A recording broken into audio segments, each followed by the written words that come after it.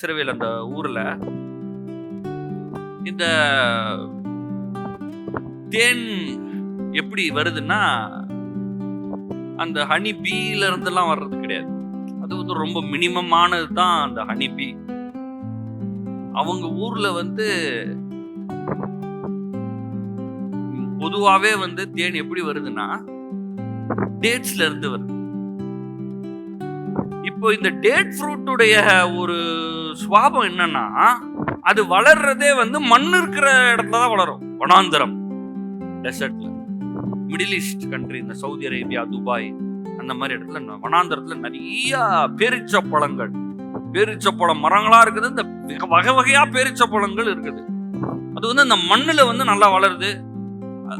அந்த இடத்துலதான் வளர்ற ஒரு மரம். ஆனா இந்த இடத்துல பார்த்தா என்ன போட்டிருக்குன்னா, ஆண்டவர் என்ன பண்றனா, கண்மலையில உள்ள தேன் அப்படின்னு என்ன அர்த்தம்னா, இஸ்ரவேல்ல நீங்க பாத்தீங்கன்னா இந்த மரம் எப்படி வளருதுன்னா கற்பாறையில வளருது. என்ன சொல்ல வர்றாருன்னா, வாய்ப்பே இல்லல, அந்த வாய்ப்பே இல்லாத ஒரு நிலையில உனக்கு ஒரு இனிப்பை நான் தரேன். நம்ம வாழ்க்கையில வந்து கஷ்டம்னு நினைச்சிட்டு இருக்கோம்ல, வாய்ப்பே இல்லைங்க. அது மரமா, அது எப்படி வரும்? அந்த மரம் ஒவ்வொரு மரமும் ஒவ்வொரு விதமா வளரும். நம்மளுக்கே தெரியும்ல. இப்ப நம்ம வீட்டுல வைக்கிற மரம்னு ஒண்ணு இருக்கு, வீட்டுக்கு வெளியே வைக்கிற ஒரு மரம் இருக்கு. அதே மாதிரி செடிகள், வீட்டுக்குள்ள வைக்கிற செடிகள் இருக்கு. தொட்டிகளை அழகா வைக்க வேண்டியது இருக்கு. அதுக்கு வந்து சூரியன் நிறைய வரக்கூடாது, தண்ணி கொஞ்சமா ஊத்தணும், 3 நாளைக்கு ஒருக்கா ஊத்தணும், என்னெல்லாமா சொல்றாங்க.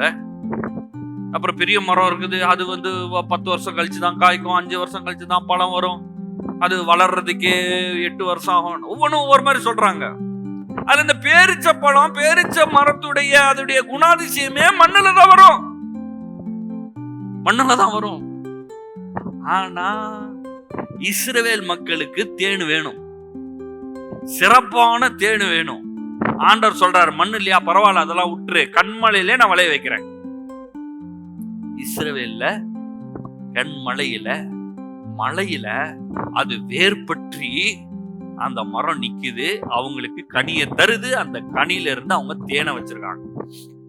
இஸ்ரவேல் மக்கள் அந்த காலத்திலயுமே என்ன பண்ணிருக்காங்கன்னா, இந்த டேட்ஸ்ல இருந்து என்ன பண்ணிருக்காங்க, தேனை எடுத்து அதுல இருந்து என்ன பண்றாங்க, மக்கள் அவங்க எல்லாம் வச்சிருக்காங்க கச்சாடியில.